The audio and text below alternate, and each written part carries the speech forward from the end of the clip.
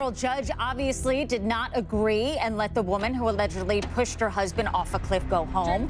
And what's more bizarre here, the accused killer didn't have to pay a penny of bond. But Jordan's Graham release does not mean she can wander the streets. She's not allowed to leave her parents' home unless going to church or the doctor. She has to wear a device like an ankle bracelet that tracks her whereabouts. So she has to stay inside. She has to undergo mental evaluation as well.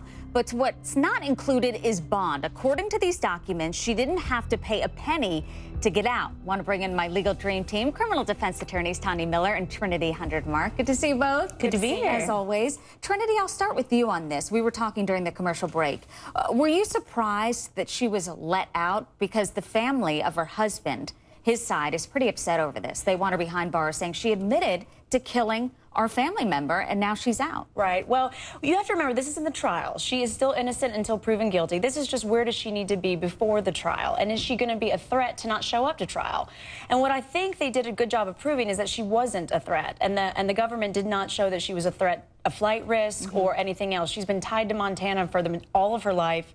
She has close ties there, so I don't think it's overly surprising. We've seen it in Zimmerman, we've seen it in Snyderman, where they're allowed to go home waiting trial. So I don't think it's terribly surprising given her circumstances. I was a little shocked that she didn't have to pay any money to get out, so she just goes home with her parents. Right. Now, that was unusual to me. I've seen cases where individuals charged with murder do get a bond if they're not a flight risk and if you can't show that they are some danger to the community. But to let her go out on a signature is very unusual. Now, what the judge is not supposed to do, what they really shouldn't do, and what defense attorneys argue, is that if you set a bond too high, it's the equivalent of giving the defendant no bond. So he probably considered the assets of this defendant's family, considered her strong ties to the community, and thought that the ankle monitor and house arrest would be enough to make sure she showed back up to court. Trinity, where do you think the defense is going to go here? We all know that text message that she sent her friend and says, if you don't hear from me, something went wrong. Do you think they're going to go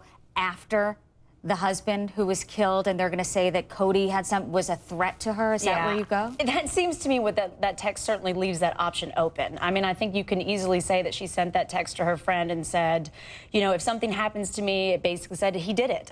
That's what happened to me. So I think that that's certainly out there.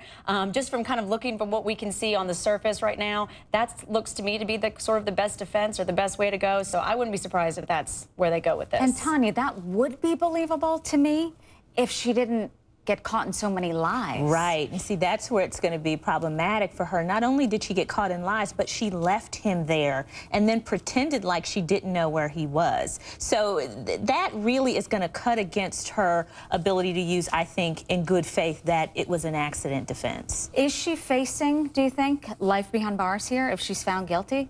I think there's a decent chance. I mean, I think it's going to all try to come down to what she's going to eventually be able to say happened then. And I think there's a good chance she's going to need to take the stand, which is always risky, and most defense attorneys don't like it. But I think she's going to have to explain herself. In most cases, we always think, okay, they'll take the stand, and then they don't. All right, thanks so much. I know you're going to stick around to talk more. We're also speaking about Jodi Arias. She was expected to be in court. It's been pushed back till October. We'll explain why.